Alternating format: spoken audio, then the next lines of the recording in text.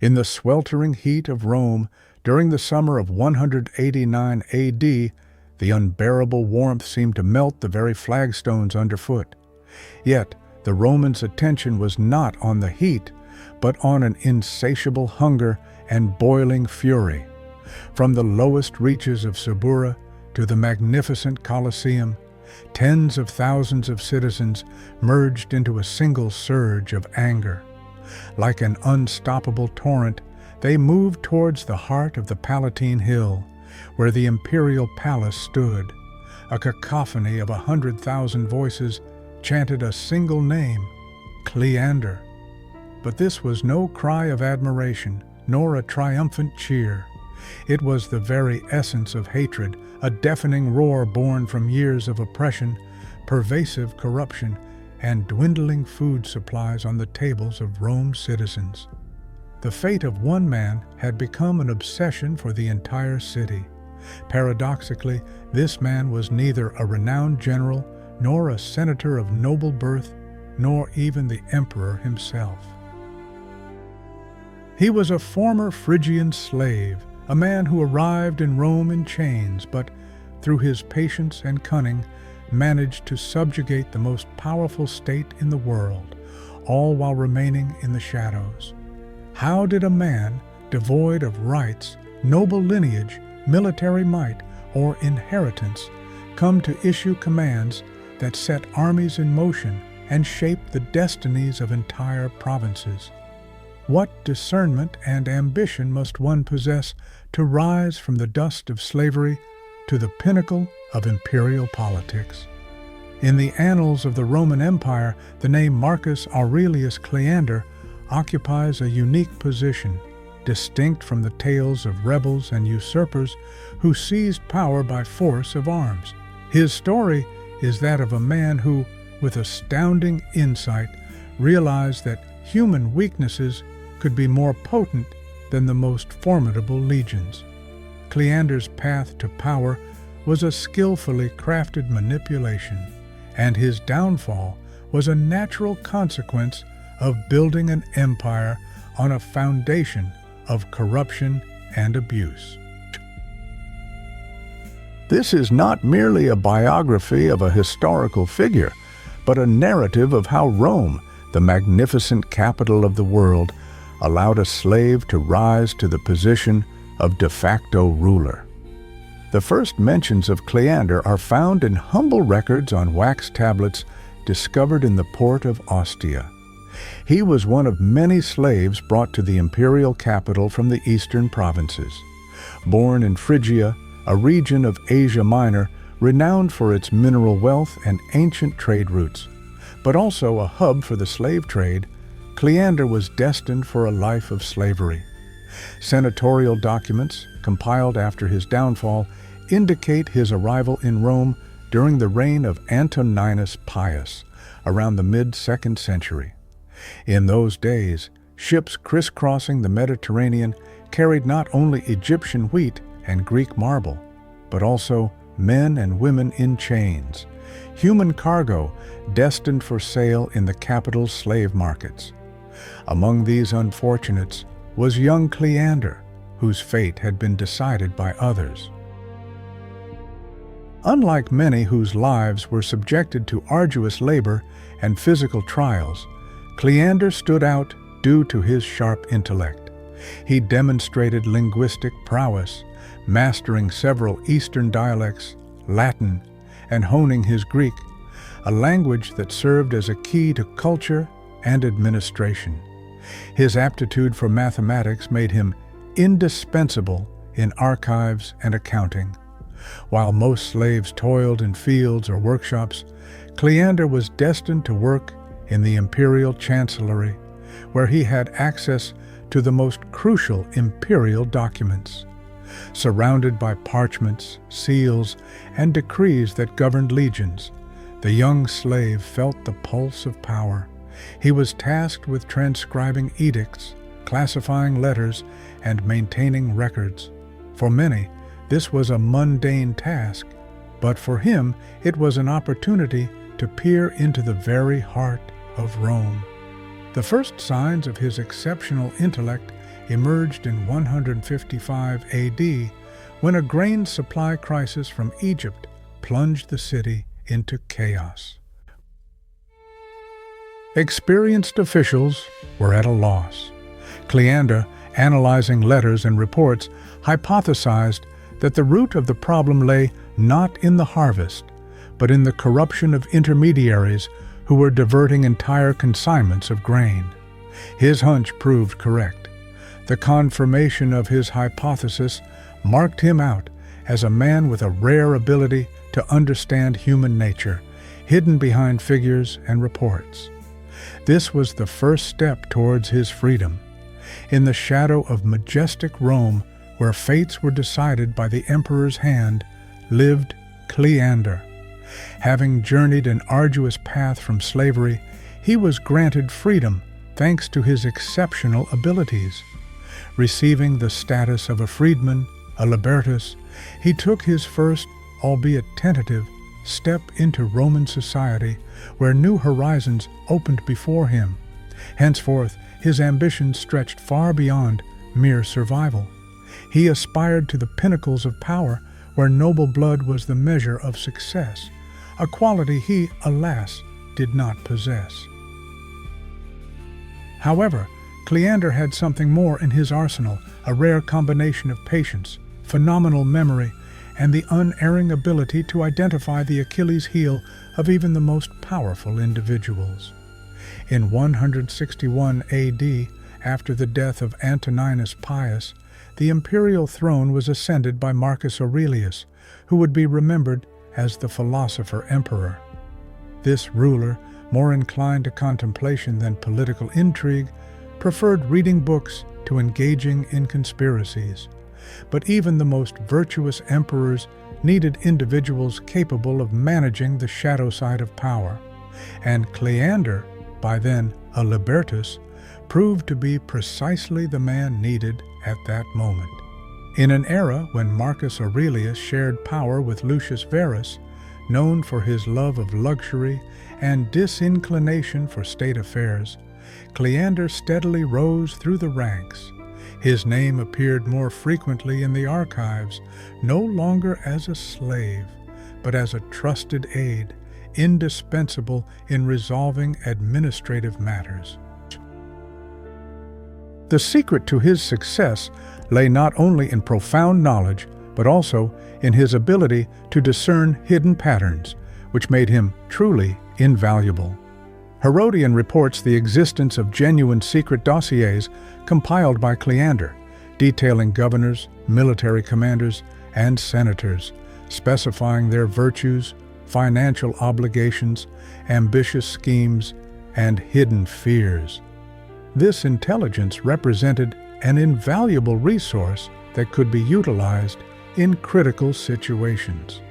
The most opportune moment to demonstrate his capabilities came during the Antonine Plague, a devastating epidemic that swept through the empire in 165 AD.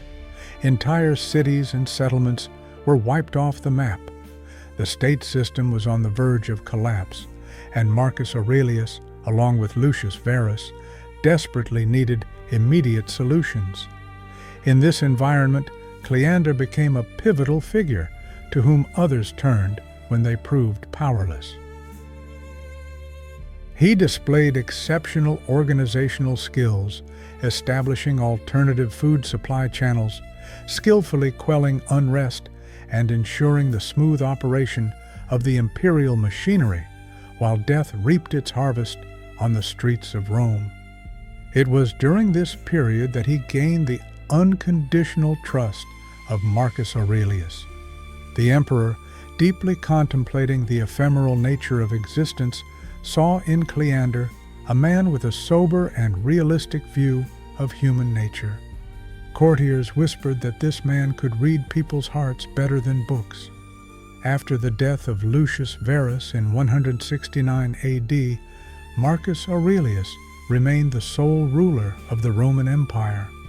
A heavy burden fell upon the philosopher, who was forced to reconcile lofty ideals with the harsh reality of war on the Danube, internal strife, and a persistent plague epidemic. At this crucial juncture, Cleander, who had hitherto remained in the shadows, began his ascent to the pinnacle of power, transforming from a mere advisor into a de facto ruler. Historical documents attest that Cleander's signature began appearing on papers concerning matters previously solely within the emperor's purview. Although he had not yet reached the zenith of his power, his influence grew steadily, marking the beginning of a new era in imperial governance. During Marcus Aurelius's prolonged absences at the front, the former Phrygian slave became more than a mere official. He became a guarantor of internal stability, a man whose word carried weight in resolving pressing issues. Roman governors understood that the emperor's orders could take weeks, while Cleander could resolve any crisis in a matter of days. It was then that his true strategy began to emerge.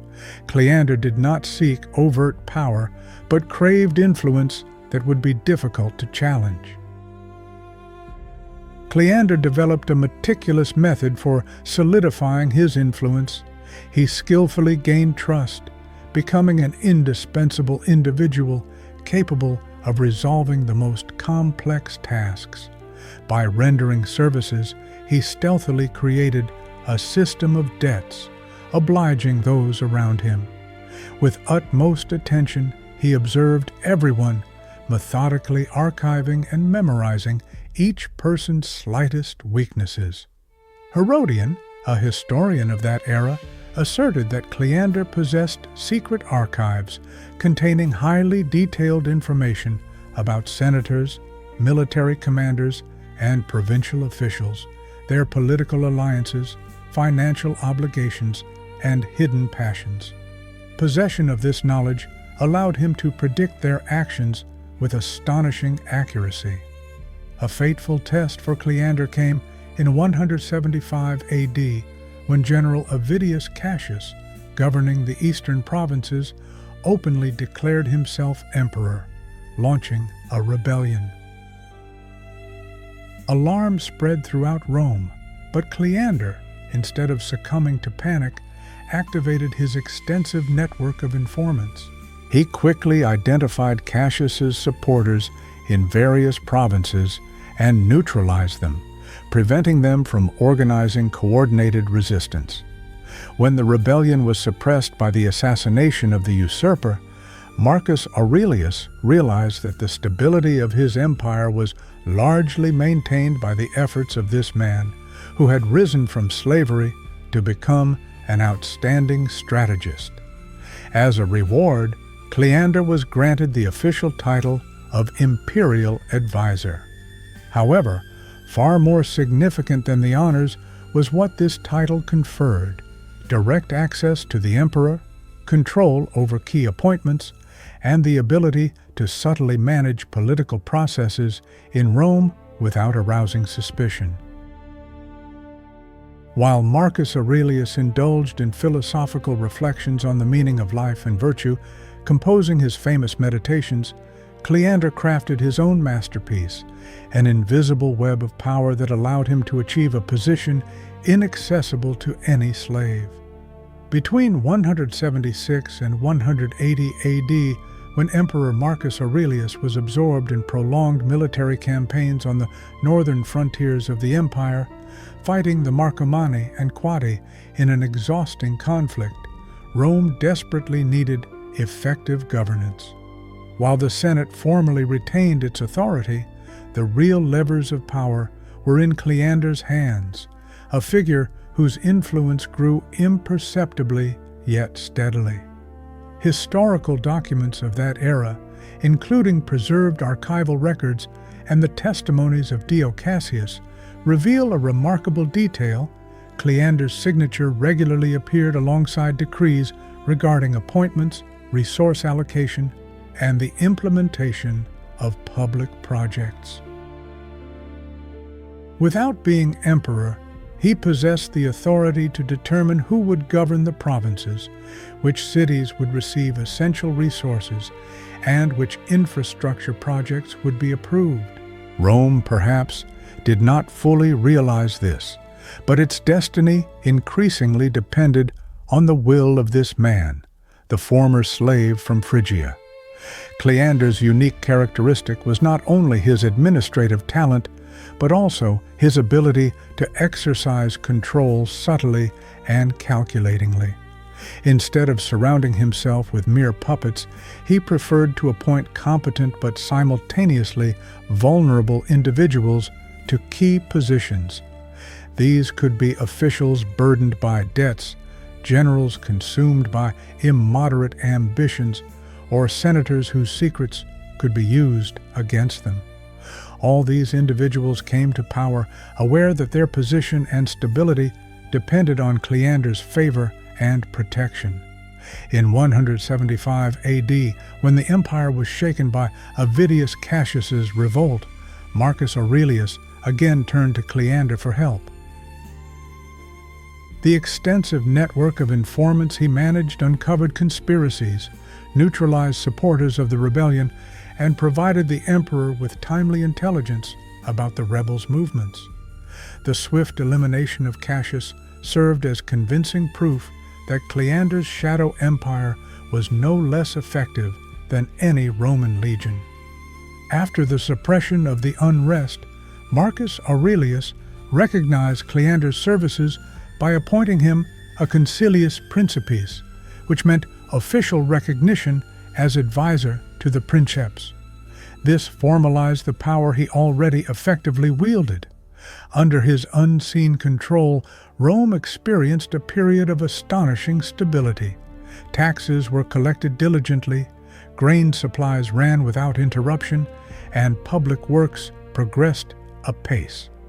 For many inhabitants of the empire, Cleander's invisible hand was felt more strongly than the authority of the Senate itself. Yet, this influence remained hidden, almost imperceptible to outsiders. In the public consciousness, Marcus Aurelius, the philosopher-emperor, remained the ruler. However, in the palace chambers, in letters dispatched to distant provinces, and in decisions affecting the fates of millions, Cleander's decisive signature appeared more and more frequently. Thus, a true shadow government emerged, modest, quiet, yet steadily expanding its reach. On 17th March 180 AD, in the military camp of Vindobona, now Vienna, Marcus Aurelius's life ended. The philosopher-emperor, whose days were filled with both profound contemplation and the clash of arms, left behind a rich legacy of wisdom, but also an empire considerably battered by time and circumstance. His young son, Commodus, barely 18 years old, ascended the throne. This change of power instantly highlighted the new ruler's weaknesses. Commodus, raised in luxury and surrounded by flattery, did not inherit his father's discipline and fortitude. His heart was not in Stoic philosophy or diligent statecraft. Instead, his heart was drawn to feasts, gladiatorial combats, and dreams of his own grandeur, distracting him from the pressing affairs of the empire. In this power vacuum, Cleander saw the chance he had awaited for years. No longer constrained by Marcus Aurelius's caution, nor held back by a vigilant Senate, with Commodus's ascension, the question was no longer who formally ruled Rome, but who truly pulled the strings of power. As Herodian recounts, Cleander quickly became indispensable to the young emperor. While Commodus indulged in pleasures and entertainments, it was Cleander who took charge of the empire's daily operations. Initially, he appeared to be a capable administrator, but soon his true genius and immoderate ambitions manifested in a system that forever altered Roman politics, the well-organized sale of public offices. Prior to Cleander's era, corruption in the Roman Empire was more a chaotic phenomenon than an ordered system. However, all strata of society were aware of its widespread prevalence. Cleander's genius manifested in his ability to transform this fragmented corruption into a smoothly operating mechanism. Henceforth, provincial governors, high-ranking magistrates, and even military commanders could purchase desired positions for a specific fee set by the all-powerful advisor. As a result, the imperial treasury began to receive unprecedented revenues, much to the delight of Emperor Commodus. He was able to finance spectacular gladiatorial games and other entertainments without resorting to unpopular tax increases, thereby keeping the populace content and apathetic. However, Cleander's true power lay not in accumulated gold, but in the web of debts and obligations with which he entangled the entire ruling elite. Every official who gained office through Cleander understood that his future depended entirely on the will of the all-powerful favorite. Governors of distant provinces, generals commanding entire legions, and magistrates sitting in the very heart of Rome were bound by invisible threads of dependency. In just a few years, the former Phrygian slave managed to transform his influence into absolute dominion over the empire. Commodus, nominally holding the title of emperor, had effectively become a puppet, while Cleander coolly and calculatingly managed all state mechanisms. Historical chronicles unanimously attest that by 186 AD, the Roman Empire obeyed not the Caesar, but his all-powerful advisor. Between 185 and 188, Cleander reached the apex of his power. Formerly holding the position of Praetorian Prefect, commander of the Imperial Guard, he was, in fact, a man whose decisions influenced the lives of 60 million people residing across the vast territory from Britannia to Mesopotamia. The Senate, once a respected body of authority, became a silent chorus, approving any initiative of the all-powerful favorite. No significant decision was made without Cleander's consent. Provincial governors sent reports directly to him, bypassing the emperor. Military commanders knew perfectly well that their position could be purchased for a certain sum, yet unquestioning loyalty to the Phrygian was an indispensable condition. Even justice, which ideally should have originated from Commodus, was effectively dispensed in the corridors of power where Cleander's archives were kept. The renowned historian Dio Cassius, not mincing his words, described this transformation thus: Rome was ruled by a man who never wore the imperial purple. During Commodus's reign, when the emperor, to society's surprise and indignation, appeared in the Colosseum arena as a gladiator, real power in the empire lay in Cleander's hands. His approach to selling public offices evolved into a well-oiled system akin to a corporation. There were, in effect, catalogs where each position had its price, ranging from minor posts in provincial towns to lucrative provinces such as Asia. By acquiring a position, an official entered a system of dependency. Corruption became organized, which paradoxically enhanced discipline within the state apparatus. Cleander's outward trappings of power were equally astonishing. As Herodian reports, he traveled through Rome in a golden litter, accompanied by lictors, much like a consul. His palace on the Palatine rivaled imperial residences in opulence. Greek statues, Persian tapestries, and a library of rare manuscripts adorned his surroundings. The former slave, once arrived in Rome in chains, now lived like a monarch in the very heart of the empire.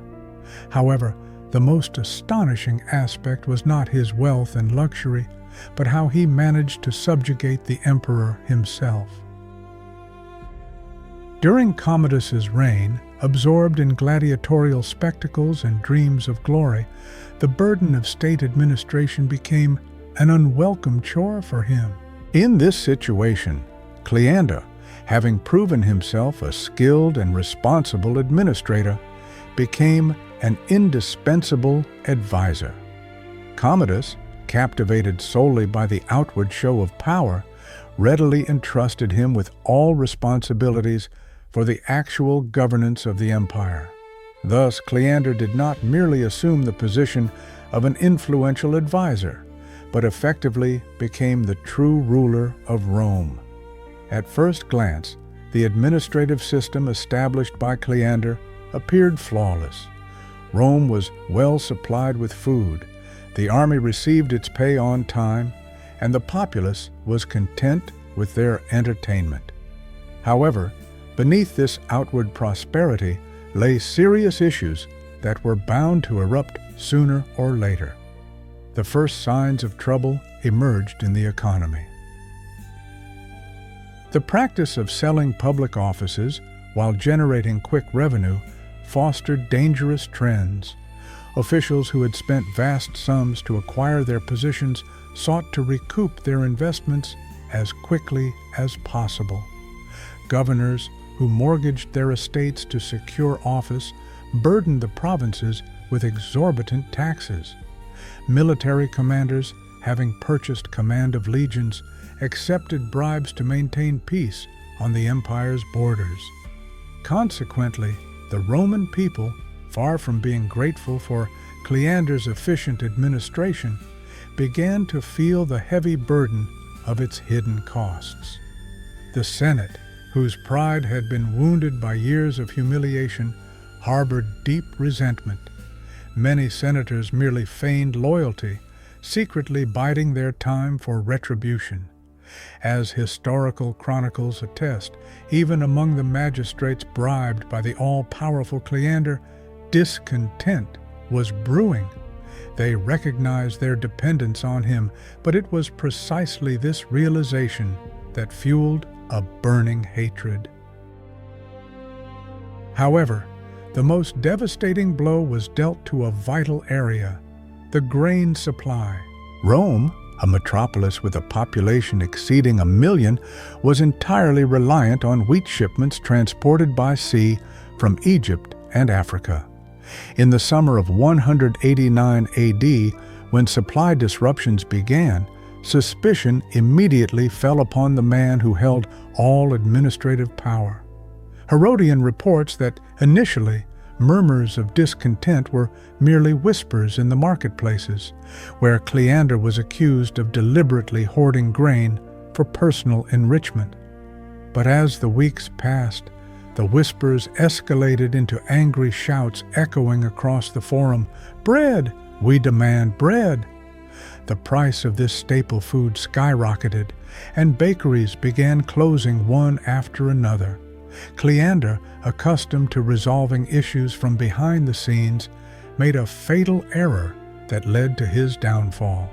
Instead of offering a swift solution, he ordered the Praetorians to disperse the demonstrators.